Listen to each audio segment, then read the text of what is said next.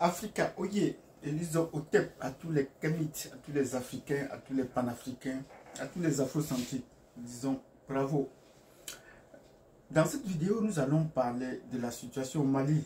C'est le pays qui est à l'avant-garde d'une Afrique de la Renaissance, surtout dans l'espace francophone. Et même pour l'Afrique en général, parce que sur le plan géopolitique, ça bouge bien de ce côté-là. Bon, sur le plan économique, on va dire que c'est l'Éthiopie, on va dire que c'est le Nigeria. Mais au moins pour ce qui nous concerne, nous voyons que le Mali est bien positionné pour aller chercher la souveraineté dont nous avons besoin pour renaître de ses cendres. Et ils ont bien fait de nommer un ministre de la refondation, le professeur Ikassa Maïga. Nous leur disons bravo au tout nouveau gouvernement du Mali, que la France s'est tardée de dire qu'on a chassé tous les politiques pour ne garder qu'un régime militaire. Oui, c'est maintenant qu'ils allaient commenter. Ce n'était pas après. Mais le Mali en général n'est pas à l'abri du danger, n'est pas à l'abri d'un coup d'État pour tout remettre en cause. La France y croit encore. La France y croit encore.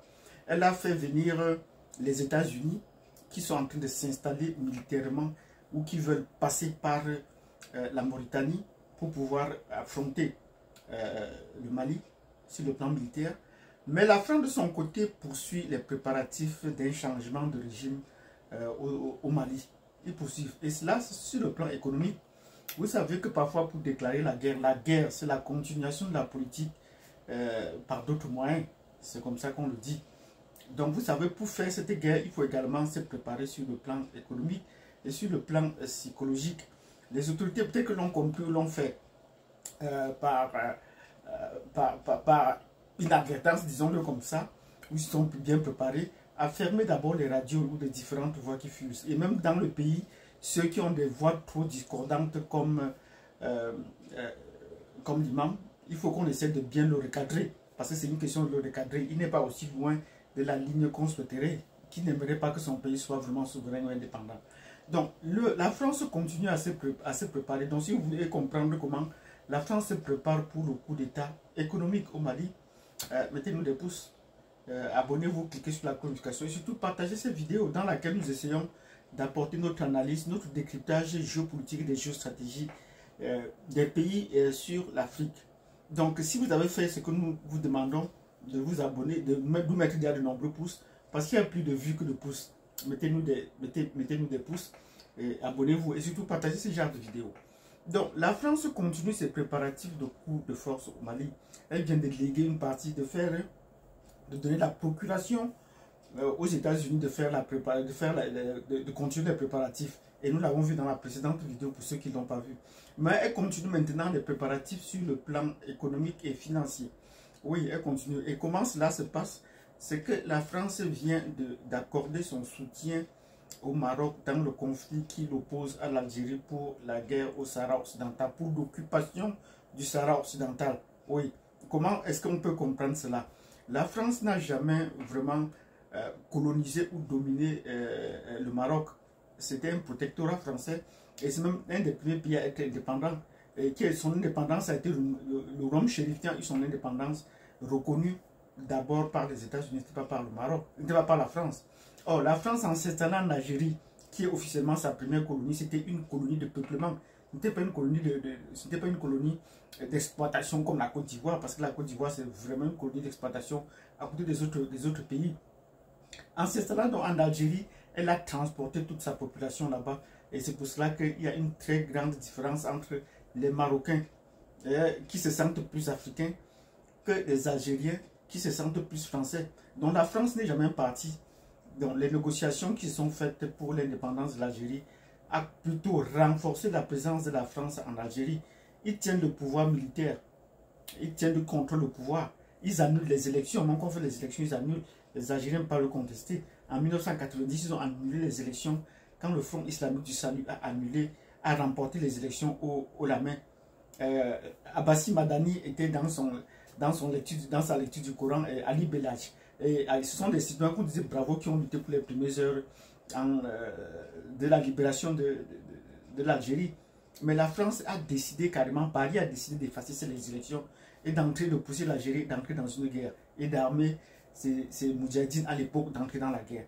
Donc, la France vient au courant de la semaine par son ministre des Affaires étrangères d'apporter son soutien à l'Algérie, au Maroc, je veux dire, à demi-mot au Maroc, pour pouvoir, dans la conflit qu'il occupe pour le Sahara occidental, puisque en s'installant en Algérie, c'est elle qui a émetté le territoire du Maroc. Et le Maroc, même dans la guerre qu'ils ont fait, le Maroc a pu entrer jusqu'à arriver à la capitale.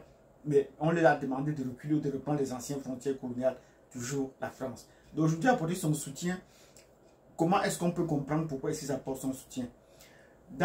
Le Maroc n'a pas beaucoup de ressources comparé à l'Algérie, qui est, semble-t-il, le premier pays ayant le plus grand nombre de ressources, surtout dans sa zone saharienne. C'est le pays qui a le plus grand espace dans la zone du Sahara. Je disais à certains Algériens qui me demandaient si je connaissais l'Algérie, que l'Algérie ne fait pas partie de l'Afrique subsaharienne. Je lui ai demandé s'ils connaissaient bien où était situé Tamanrasset. Parce que si vous regardez bien sur la carte de Tamanrasset, Tamanrasset est situé plus au sud, alors que vous avez vu les villes de Gao sont situées plus au nord. Il y a des villes maliennes qui sont situées plus au nord,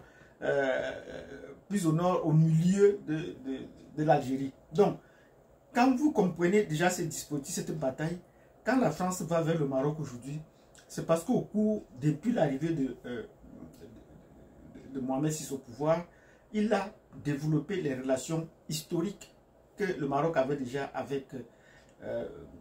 avec l'Afrique subsaharienne, en installant les banques, en développant sa compagnie aérienne qui dessert les principales capitales subsahariennes, les bâtiments et les travaux publics. L'Algérie s'y est encore également déployée. J'ai eu l'occasion de prendre également Royal Air Maroc pour voyager parce que c'est la compagnie qui dessert le plus les capitales africaines. Donc, là, le Maroc s'est de plus en plus déployé et est même allé jusqu'à faire ombrage à la France sur les lignes aériennes à Air France. Et même du côté des banques, les banques marocaines se sont installées progressivement en Afrique de l'Ouest et très peu en Afrique centrale, mais ils y sont quand même présents. L'Académie royale du Maroc a pendant un certain temps offert gracieusement ses formations à beaucoup de militaires en Afrique subsaharienne et même assuré certaines gardes présidentielles. Donc, le Maroc a eu à se développer et faisait ombrage et fait encore ombrage à la France sur le plan économique et même financier. Si la France refuse, les banques françaises refusent de prêter, vous vous tournez vers les banques marocaines pour vous prêter, mais après ça se retourne toujours dans le même schéma.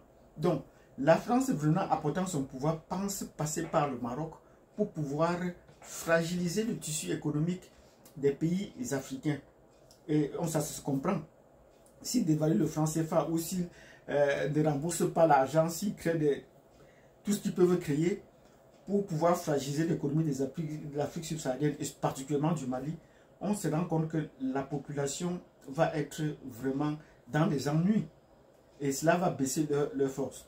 Je me rappelle, quand j'étais encore à l'université en DEA, il y a des professeurs français qui sont venus du Kenya et qui nous ont dit, pour essayer de casser l'allure politique qu'il y avait au Kenya de l'opposition, on a dû détruire, il fallait d'abord détruire économiquement la base de l'opposition en détruisant la filière café.